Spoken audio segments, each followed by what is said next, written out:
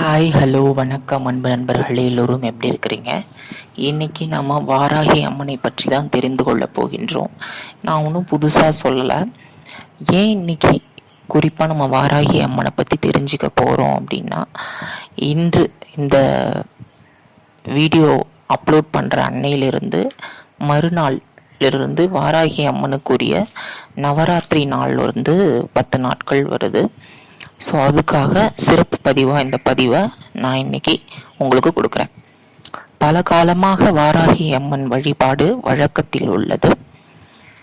நல்லெண்ணெய் தீபம் ஏற்றி பஞ்சமி திதி அன்று பிரம்ம முகூர்த்த வேளையில் அம்பாளை வணங்குனீங்க அப்படின்னா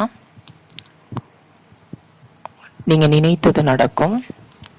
மற்ற நாள் அப்படின்னு பார்த்தீங்கன்னா செவ்வாய்க்கிழமை, வெள்ளிக்கிழமை, பஞ்சமி திதி நாளில் வழிபடலாம்.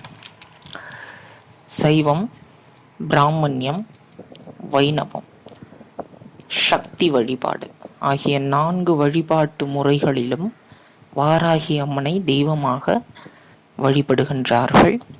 வாழ்க்கையில் அனைத்தும் முடிந்துவிட்டது, கடன் கொடுத்த பணம் இனி திரும்பவே வராது, எல்லாமே முடிஞ்சு போச்சு, லைஃபே முடிஞ்சு போச்சு அப்படின்னு இருக்கக்கூடியவர்கள் வாராகியை வழிபடலாம்.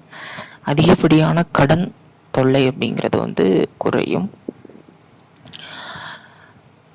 சப்த கன்னியர்களில் ஒருவராக போற்றப்படும் வாராகி அம்மன் தெய்வீக குணமும் விலங்கின் ஆற்றலும் கொண்டவள். தாயை போன்ற இரக்கமும் தயாள குணமும் உடையவளாக இருக்கும் இந்த அம்பாள் மூர்க்க குணம் உடையவளாக உள்ளதால் இவளை உக்ர தெய்வம் அப்படின்னு சொல்லிட்டு நிறைய பேர் சொல்றாங்க. இவளை வாராக அவதாரம் எடுத்த மகாவிஷ்ணுவினுடைய பெண் வடிவமாகத்தான் எல்லாரும் பார்க்கறாங்க. ஸோ காட்டு பன்றியின் முகமும் பெண்ணின் உடலும் கொண்டவள் இந்த வாராகி அம்மன்.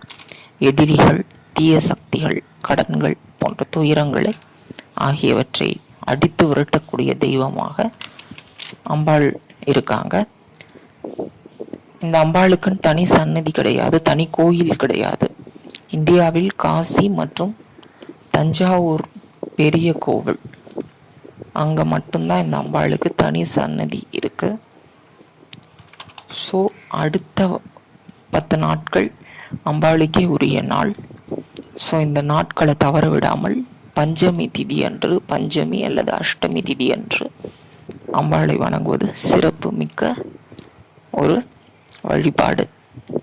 ஸோ இந்த வீடியோ பிடிச்சிருந்துச்சுன்னா லைக் பண்ணுங்கள், கமெண்ட் பண்ணுங்கள், ஷேர் பண்ணுங்கள். Thank you so much.